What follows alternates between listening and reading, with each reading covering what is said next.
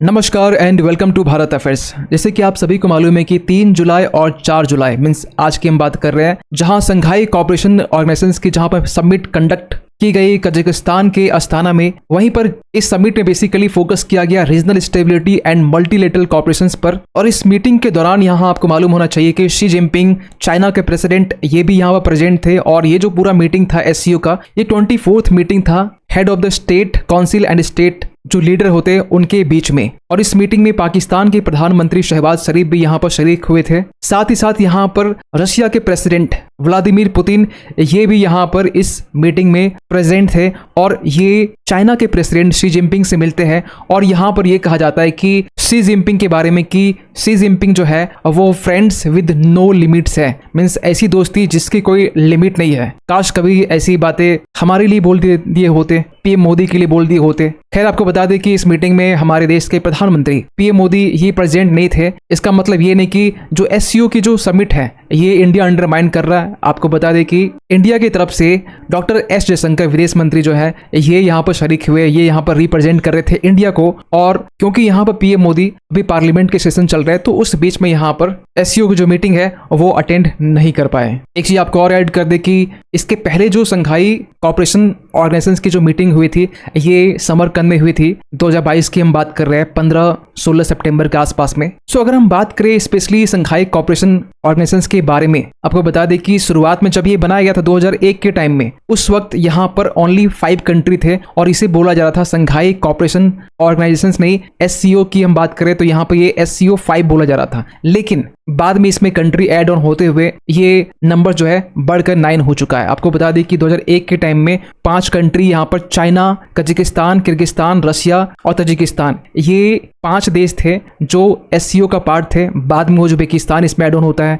फिर इंडिया पाकिस्तान 2017 के टाइम में ये ऐड ऑन होता है। इसके अलावा आपको बताना चाहते हैं कि हाल ही में यहाँ पर ईरान भी इस ग्रुप को ज्वाइन कर चुका है। और इसके अलावा यहाँ पर ऑब्जर्वर स्टेट्स भी होते हैं। फॉर एग्जाम्पल कि अफगानिस्तान भी यहाँ पर इस समिट को अटेंड करता है, बेलारूस, मंगोलिया, इवन कि इसके अलावा डायलॉग पार्टनर भी होते हैं और गेस्ट अटेंडेंस भी होते हैं। फॉर एग्जाम्पल कि गेस्ट अटेंडेंस में यहाँ पर यूएन की तरफ से, सीआईएस की तरफ से, एशियान की तरफ से, तुर्कमेनिस्तान की तरफ से यहाँ पर लोग जो रिप्रेजेंटेटिव होते हैं वो अटेंड करते हैं इस समिट को। और इस 24th एससीओ की समिट में यहाँ पर बेलारूस के बारे में बात की गई कि शी जिनपिंग और पुतिन ने यह कहा है कि अब इस 9 एससीओ के जो ग्रुप है इसे हम लोग बढ़ाकर 10 करने वाले हैं और 10वां जो ग्रुप मेंबर जो बनेगा वो बेलारूस बनने वाला है। इस पर भी यहाँ पर लगभग मोहर लग चुकी है। लेकिन इस समिट के दौरान यहाँ पर एक इंसिडेंस हमें देखने को मिलता है। जब पीएम शहबाज शरीफ रशिया के प्रेसिडेंट के साथ जब मिलते हैं तो इन्होंने अपने तरफ से पुतिन को ये कहा कि हमारे और आपके बीच में ट्रेड के लिए हम लोग बार्टर सिस्टम्स को यूज कर सकते हैं। आपको बता दें जिनको पता नहीं है कि बार्टर सिस्टम क्या होता है, बार्टर सिस्टम में यहाँ पर किसी करेंसी का हम लोग यूज नहीं करते हैं।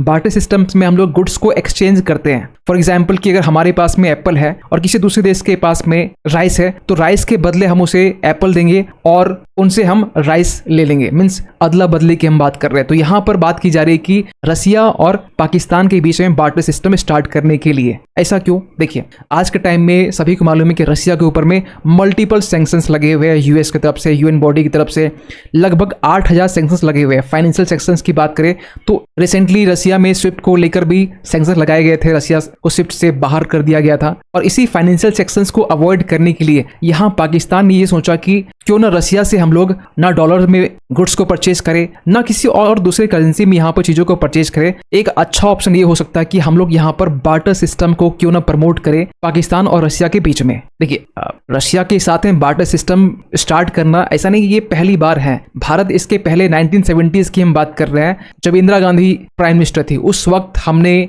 रशिया के साथ में बार्टर सिस्टम्स के तहत हम लोग ट्रेड कर चुके हैं। इंडिया अपनी तरफ से अनाज एक्सपोर्ट करता और इसके बदले में रशिया हमें हथियार एक्सपोर्ट करता, तो ये हम लोग पहले भी कर चुके हैं। लेकिन ये 1970s की बात है और ये उसके बाद से लेकर अब तक रशिया से ट्रेड, चाहे इंडिया की बात हो चाहे दूसरे देश की बात करें, वो करेंसी से ही ट्रेड हो रही है, चाहे चीन हो, रशिया के साथ में, चाहे इंडिया हो और बाकी अदर देश क्यों ना हो। लेकिन सबसे बड़ा सवाल निकलता है कि अगर पाकिस्तान और रशिया के बीच में अगर बार्टर सिस्टम्स के तहत ट्रेड स्टार्ट हो भी जाता है, 1% मान भी लेते हैं पॉसिबिलिटीज, तो यहाँ पर पाकिस्तान और रशिया के बीच में ट्रेड क्या होगा? देखिए एक्चुअली होता क्या है कि पाकिस्तान रशिया को अपनी तरफ से टेक्सटाइल्स और लेदर, दो चीजें मुख्य तौर पर एक्सपोर्ट करता है। इसके बदले में रसिया पाकिस्तान को ऑयल और गैस एक्सपोर्ट करता है, और हाल ही में यहाँ पाकिस्तान रसिया को फ्रूट डिलीवरी भी कर रहा है।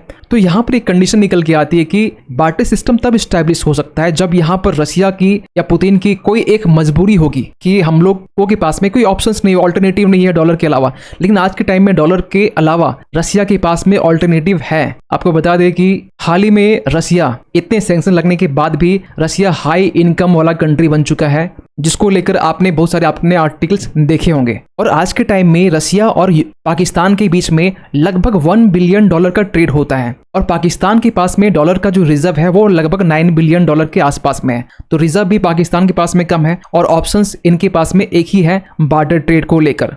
और एक तो अजीब बात ये भी है कि पाकिस्तान की जो करेंसी आज के टाइम में डॉलर के कंपैरिजन में, ये $1 जो है वो 277.50 पाकिस्तान करेंसी के इक्वल है, जहां इंडिया की हम बात करें तो इंडिया की 83 पॉइंट समथिंग कुछ है। और ऐसा नहीं कि पाकिस्तान बार्टर ट्रेड ये पहली बार रसिया को ऑफर किया है। इसके पहले भी आपने देखा होगा, रिसेंट की हम बात कर रहे हैं, पाकिस्तान ने बोस्निया से ये बातचीत करना स्टार्ट किया कि हम लोग क्यों ना आपस में बार्टर सिस्टम के तहत ट्रेड करें। आपको बता दें बोस्निया वो कंट्री है जो बेसिकली इटली के आपके ईस्ट में एड्रियाटिक जो सी है, इसके आपको ईस्ट में आपको देखने को मिल जाएगा यहाँ पर, जिसके आसपास आप क्रोएटिया, स्लोवानिया, हंगरी, सर्बिया, ये सारे जो देश हैं और बोस्निया के आसपास के देश हैं। तो इनके साथ में रिसेंटली स्टार्ट करने की बात की गई है। इवन की आपको बता दें पिछले साल इसी जून की हम बात कर रहे हैं, जून 2023 की में पाकिस्तान ने अपनी तरफ से ये अलाउ किया था कि अब हम लोग बार्टर ट्रेड को प्रमोट करेंगे, और ये अलाउ भी किया गया था 3 देश के लिए, उसमें से ईरान, अफगानिस्तान और रसिया।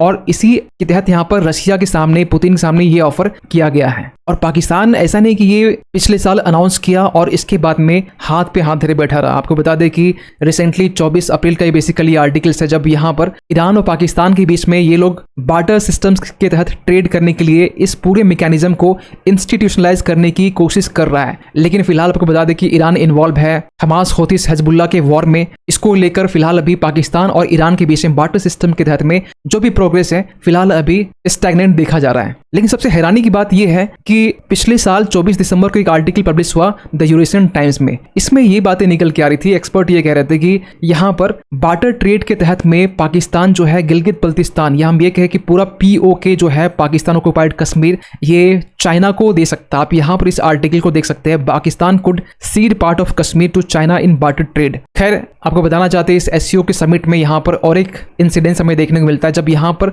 पाकिस्तान के प्रधानमंत्री शहबाज शरीफ और पुतिन जब दोनों यहाँ आपस में मिलते हैं, दोनों यहाँ पे हैंडशेक करने की कोशिश करते हैं, और इवन की पुतिन यहाँ पर हाथ उठा भी रहे, आप यहाँ पर देख सकते हैं कि हाथ हैंडशेक करने के लिए।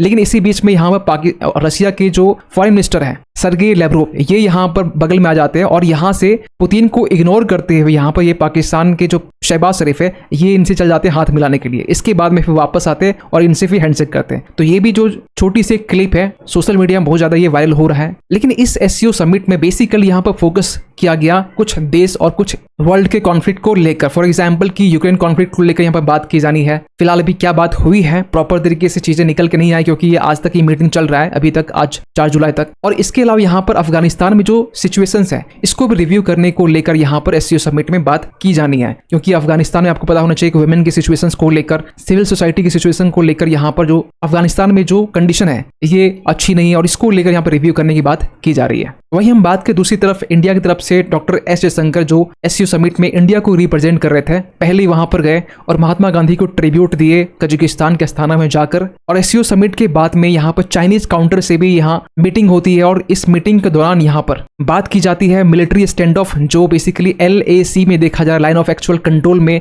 देखा जा रहा है। और इसके लिए यहाँ पर कहा गया कि जो बॉर्डर इश्यूज है इंडिया और चाइना के बीच में LAC के पास में, इसे हम लोग रीडबल एफर्ट्स लगाकर इसे रिजॉल्व करने की नीड है, क्योंकि 2020 के टाइम में जब से LAC में जब से स्टैंड ऑफ देखा जा रहा है तब से लेकर यहाँ पर कहा जा रहा है कि इंडियन आर्मी और चाइना की जो आर्मी है ये दोनों यहाँ पर बॉर्डर में तैनात हैं। खैर इस अपडेट को लेकर आपका क्या मानना है कमेंट कीजिएगा। और जाते जाते एक क्वेश्चन आप सभी के लिए कि हाल ही में यहाँ पर डिक स्कॉफ जो है ये as a prime minister appoint किए गए किस देश के लिए? ऑप्शन आपके पास में नीदरलैंड्स, आयरलैंड, पोलैंड या फिर वियतनाम। सही आंसर कीजिए कमेंट सेक्शन पे। मिलते किसी अगली वीडियो में, तब तक के लिए थैंक यू सो मच।